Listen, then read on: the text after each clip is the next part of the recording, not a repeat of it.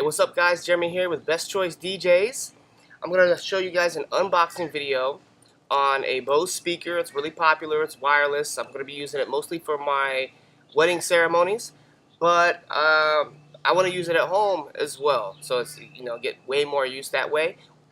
We want to use it when we're out here in the pool, so we have something to listen to without having to run wires and all this other stuff. So it's super convenient for lots of different uses, as you can see, cocktail hour.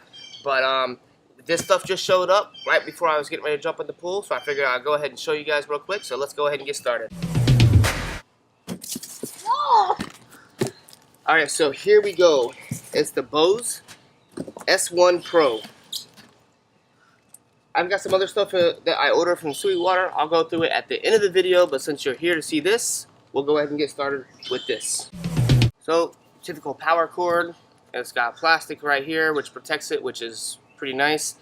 It actually feels nice quality, and it seems longer. I've seen some pretty short cords come with speakers, so that's a plus.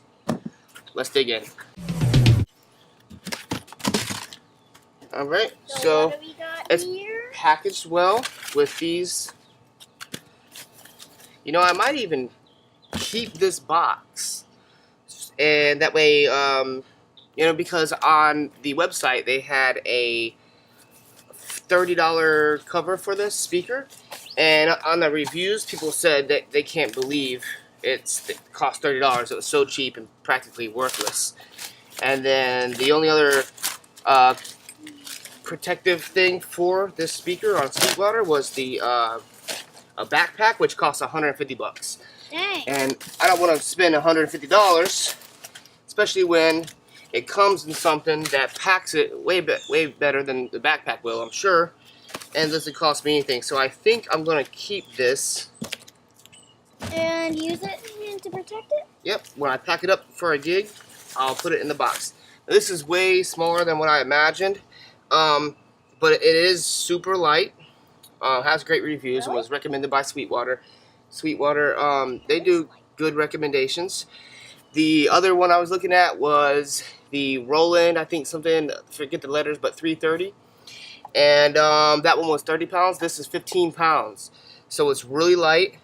And the other one was double A's, which I'm not comfortable with because if I use rechargeables, double A could go bad. The next thing you know, you think you've got recharged batteries, and But you don't. yeah, and then it doesn't work.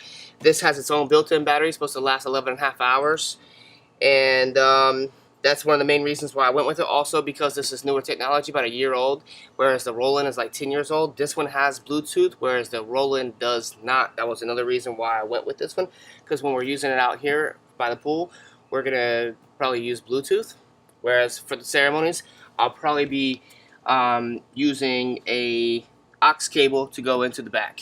So we've got two inputs right here that you can plug a guitar or a microphone. They've got the signals right here. They even have a tune match, is what they call it. So it will, I guess in theory at least, sound better if you're depending on what the audio source is. I like that there's two of them, and you can control the volume individually on each of them, which is really nice, because sometimes if you have it turned up and then you have the music playing, but then the microphone might be a different level, depending on the speaker, who is speaking. Another reason why I got this one, I like this because it has a line out. That way I can run a 1/4-inch cable out of here and into my Zoom H4n to record, which is a digital audio recorder. That way I can record the audio during the ceremonies. I also do video, so that's important. I want to be able to tap into it and get a nice clean signal. You can plug this in so you can use it without the battery. Other than that, another thing, I'll have the Sennheiser body pack wireless system, so someone could be using a microphone for the ceremony, and I can put the receiver right here, and it'll fit right here pretty nicely, and basically just put this on a tripod. I couldn't see it in the pictures, so that's a good thing that I'm pointing out. It does have a hole for the tripod, but on the Sweetwater site you really can't tell, so I had to ask them before I bought it. That's pretty good. So what I'll do is, once I've used this for a while, I'll create a video for a review and tell you what I think of it. This is $600. I used the Sweetwater credit, so I got I think it's $13 a month over 48 months. So I mean that's great. I'll charge extra when people need to use this, and you know I'll make much more than $13 a month on it. So this is going to be a great investment. Also, I could use it for my personal for my own personal use as well. So I think it's going to be a great speaker. I'm excited for it, and let's go ahead and check out this other gear. Alright, so I got this Furman power station. They told me it was big. It's actually even a little bit bigger than I thought. But it's a power conditioner, so it's not just a a power strip. So I'm hoping this will help clean up the audio and protect the gear.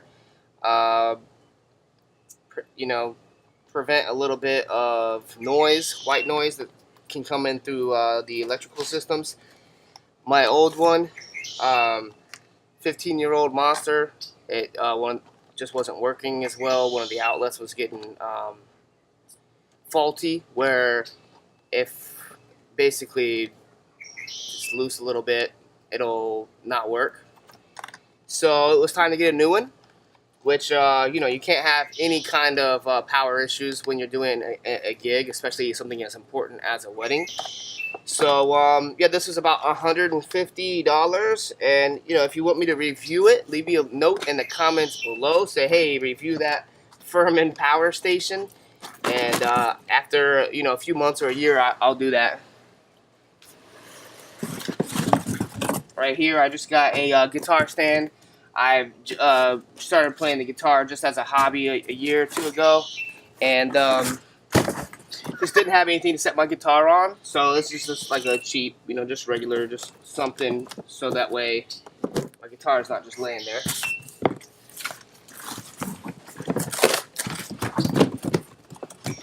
This is a little portable vocal booth, basically for podcast, voiceovers and stuff like that. People use it for, recording vocals. It's not as professional as a vocal booth, but my room is small, so there's not a lot of bouncing around of the voice. Wanting to get back into music production, so I'll be using this for a few different things, including podcast and hopefully recording some vocals for some music into the future. And if I do, then I'll even keep you guys up to date with that. That is what I really, really want to do, but like everybody, I've got to make a living. So right now, DJing is paying the bills. Playing other people's music is what's getting me by. And in the future, hopefully one day, I'll get to the point where I can make my own music and make a living doing that. Let me know what your interest is in your DJ career. Are you just starting off? Are you, interested in the speaker? What landed you here? Get a little conversation going, guys, and that'll help drive the future of this channel. Maybe give me an idea what you guys are looking for as far as future content. Feel free to ask me any questions about the DJ business, music business, or anything like that. I'll be glad to answer it if I can. And make sure to subscribe, because I'm going to start doing these kind of videos a lot more often, with doing vlogs of my gigs and just educational stuff to help other DJs and bring them along the lines that I've been going on all these years, and teach people what I've learned, both from equipment and from the business. So make sure to subscribe, and I'll see you in a future video.